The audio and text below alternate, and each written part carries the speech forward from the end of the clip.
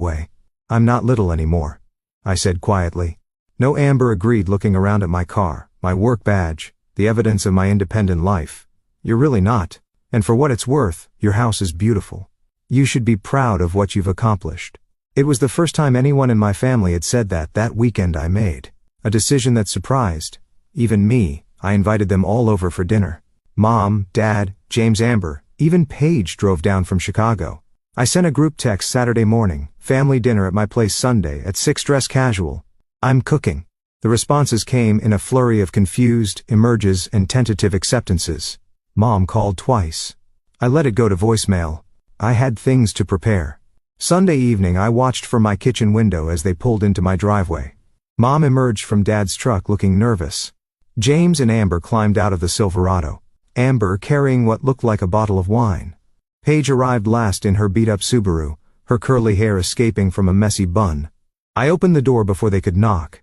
Welcome to my home, I said, stepping aside to let them in. The tour I gave them was nothing like the unauthorized one Mom had conducted.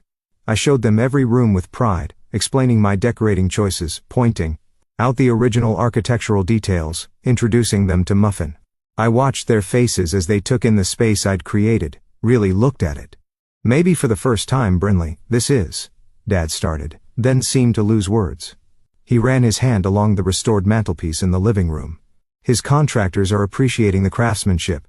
Gorgeous, Paige finished. I can't believe you did all this yourself.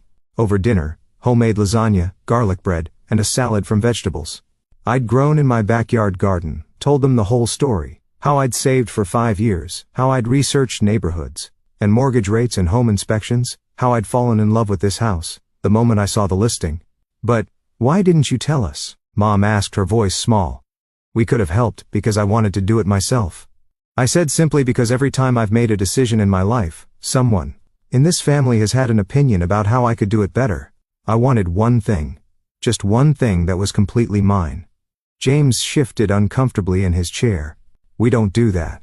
Don't you? I looked around the table. James, when I started my photography business, did you say he was quiet? You said it was nice that I had a little hobby to keep me busy.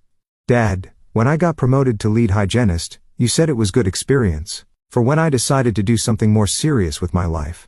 Mom, when I bought my car, you spent an hour explaining why sedan would have been more practical than my Jeep. The silence stretched uncomfortably. I love you all, I continued, but I needed to prove to myself that I could make good decisions without a committee. And I did.